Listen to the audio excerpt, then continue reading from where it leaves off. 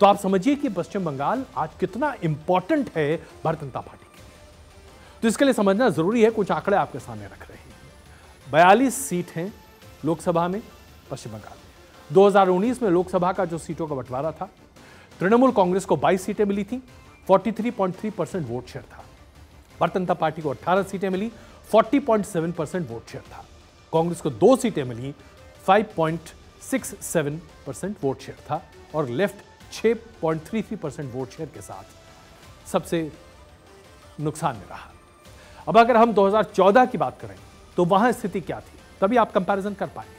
2014 में जो लोकसभा की स्थिति थी वो आपके सामने है।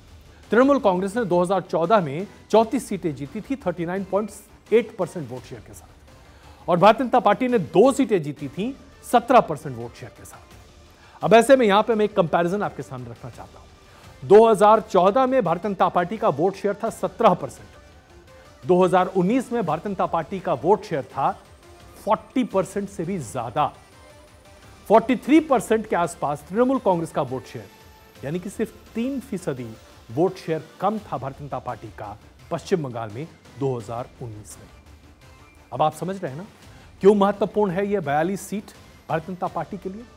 18 सीटों को जीतने के बाद भारतीय जनता पार्टी ने जिस तरीके से अपने प्रचार प्रसार और पश्चिम बंगाल में उपस्थिति को दर्ज किया, आज स्थिति यह बनती हुई दिखाई दे रही है कि भारतीय जनता पार्टी विधानसभा के चुनाव में भी काफी आगे बढ़ती दिख रही थी। यह मैं आपको दिखा रहा हूं, अभी डेटा आपके सामने प्रस्तुत कर रहे हैं हम। 2021 के विधानसभा के डेटा अभी हम आपके सामने प्रस्तुत करेंगे। 2021 के विधानसभा में जब आप देखेंगे तो वहां स्थिति बड़ी स्पष्ट है। 214 सीटें टीएमसी को मिली, 48.2%। भारतीय जनता पार्टी को 77 सीटें मिली, 38% के आसपास वोट शेयर था। लोकसभा में 40% प्लस वोट शेयर 2019 में, 2021 में विधानसभा में 38% से भी ज्यादा वोट शेयर, दूसरे नंबर की पार्टी। यानी कि आज पश्चिम बंगाल बाइपोलर हो चुका है। लेफ्ट फ्रंट न की स्थिति में है, विधानसभा में 0, लोकसभा में 0। जाहिर सी बात है 6% के आसपास का वोट शेयर आज लेफ्ट फ्रंट के पास है, लेकिन वो किसी काम का नहीं है। कांग्रेस ने विधानसभा के चुनाव में 4.5% के आसपास वोट शेयर हासिल किया था, लेकिन कोई सीट नहीं मिली थी।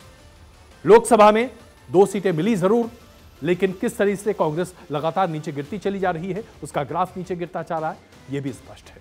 यानी आज पश्चिम बंगाल में लड़ाई 2 पार्टियों के बीच में है, भारतीय जनता पार्टी और तृणमूल कांग्रेस।